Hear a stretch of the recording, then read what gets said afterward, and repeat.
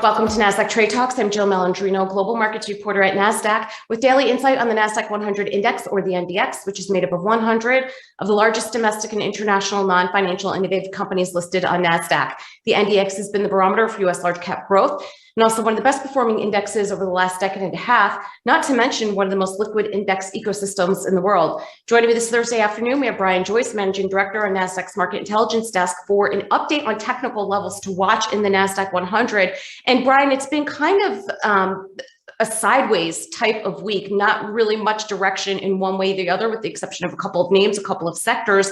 But overall, the major averages, particularly the Nasdaq-100, flattish to sort of down. There's really not much going on there. Yeah, we're down less than 0.5% this week. So, minor pullback for the month of September.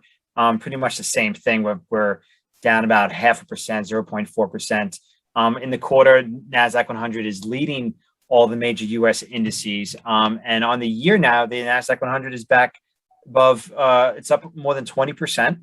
It's outperforming the S&P 500. Last year, it outperformed it by more than 30 percentage points. So it's really just been, growth stocks, the Nasdaq-100, large cap, really just doing very well, this last quarter or so, and bringing the Nasdaq-100 back to, outperforming the S&P, which I think most people look to as a flagship of a broader barometer for the economy in the United States.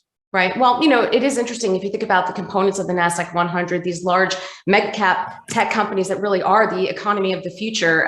It's understandable why we've seen a little bit of outperformance, particularly as we continue to navigate through the pandemic. I mean, I'll take up, 20% on the year, any year for that matter. I mean, it's still a great return. But Brian, I feel like it's been quiet. Of course, we're working through the Jewish holidays, so some of the desks are a little bit empty today and tomorrow. But I also think that leading into the Fed meeting next week, because really top of mind is interest rates tapering, inflation. That's what I think the market is really waiting for. So with that said, let's pull up your Bloomberg. Let's take a look at some fresh technical levels to look at as we get into next week's Fed meeting. Yeah, I mean, there's certainly some headline risk there with everything you just mentioned, plus things coming out of China. So there's certainly things to be on the lookout for. That said, in the last, year and a half plus, there's certainly been major risks, all throughout this uptrend. So, bull markets, overcome, every bull market overcomes, a wall of worry, so to speak. And so, we'll see how this market does. I don't think we're anywhere close to this bull market ending. However, at any point in time, you could certainly have, a pretty significant pullback or correction, more than 10%, let's say. But at the moment, right now, we're looking at the daily period chart of the Nasdaq-100. We're still in a very solid uptrend here. This is the 50-day average and the 200-day moving average. I'm just going to add also with that the 150-day moving average. When we've had our biggest pullbacks on the year, that seems to be the trend line, the moving average, I should say, that the Nasdaq-100 has pulled back to. So in this recent pullback, we haven't even tested the 50-day. I feel like the last few times I've been on here, Jill, I've been talking about the sentiment on social media, which, from what I see, I always see people trying to call tops, try to call reversals.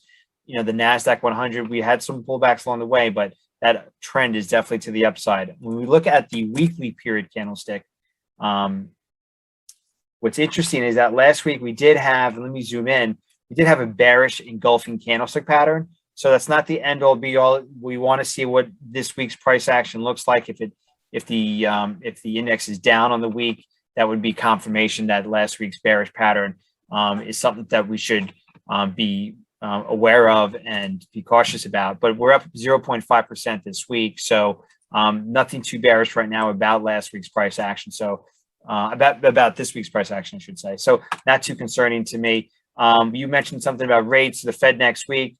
Here's the 10-year Treasury yield. We had the downtrend that began in May.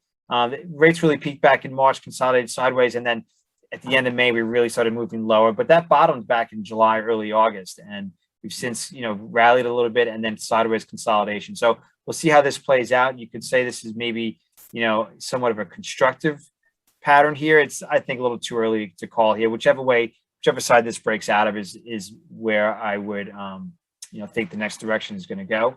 And next week's Fed meeting could be very dependent upon that. When we look at the chart of the Russell 1000 growth index, we could say we're just having a simple pullback to retest prior resistance, now support. 50 moving average, 50-day moving average is right there as well. So that's around the 2860 level. Last is 2910, 2909. So nothing too concerning about this at the moment. So, the trend is your friend, and that trend right now continues to remain to the upside. At any moment, that could certainly change. And, but at the moment, we're not seeing any significant indicators to, be concerned at this time. Certainly not in the NDX. All right, Brian, appreciate the insight as always. Thanks for joining us on Trade Talks. I'm Jill Malandrino, Global Markets Reporter at Nasdaq.